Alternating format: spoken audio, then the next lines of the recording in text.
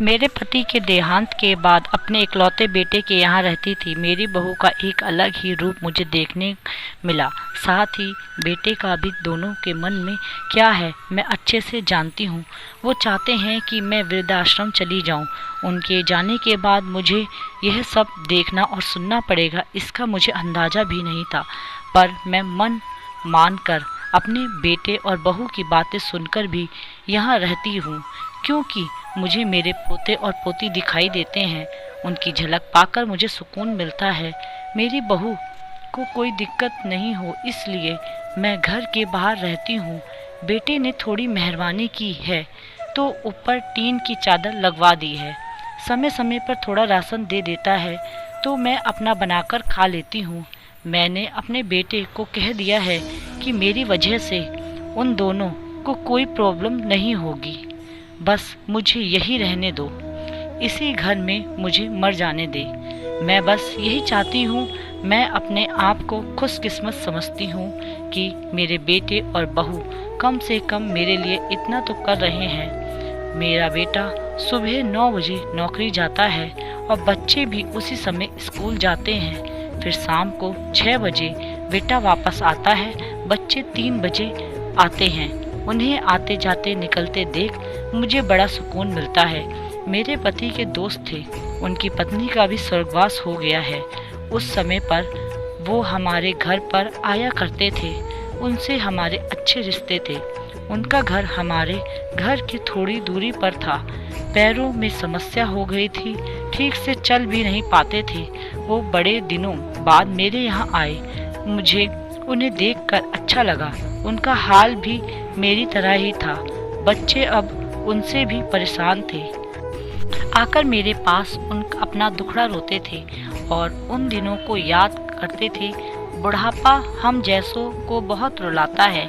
उनकी पत्नी का स्वर्गवास हो गया था और उन्हें चलने उठने में समस्या थी, इसलिए वो तो अपना खाना भी नहीं पाते थे। मेरे पास आए तो मैं समझ गई कि यह इतनी मुसीबत में चलकर पुराने दोस्तों के यहाँ चाय और खाने की चाह में ही जाते होंगे। उनकी भी अपनी मजबूरी थी। वो आए तो मैंने उनके लिए खाना बनाया और उन्हें खिलाया। मना कर रहे थे नहीं खाना है, लेकिन मुझे पता था कि उनको भूख लगी है।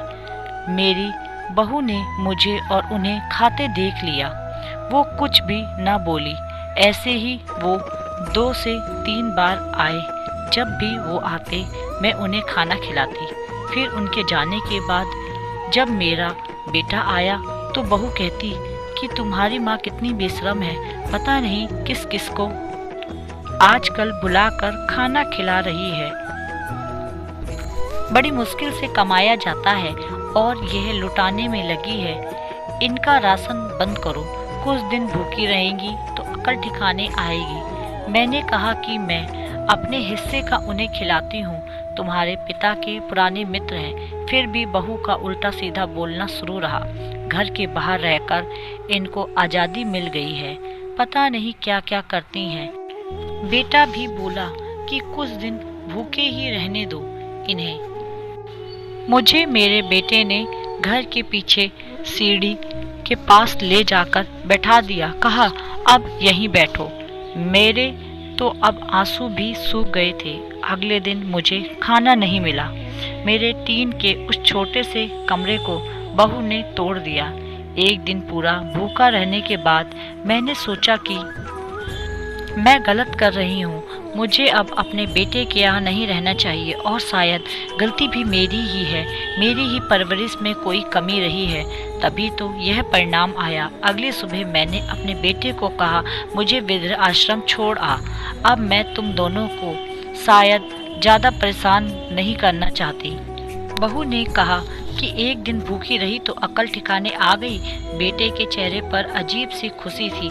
जल्दी से तैयार हो गया मुझे छोड़ने के लिए।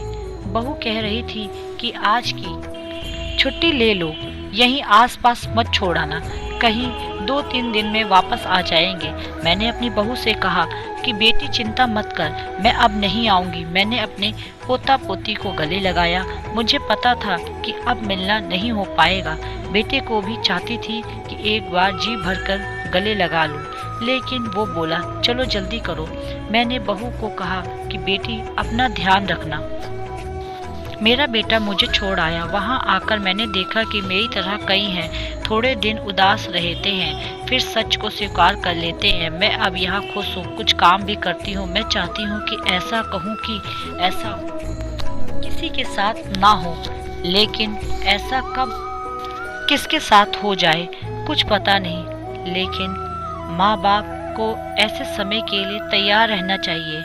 बस बच्चों को पाल कर बड़ा कर दो और उनसे कुछ उम्मीद मत रखो।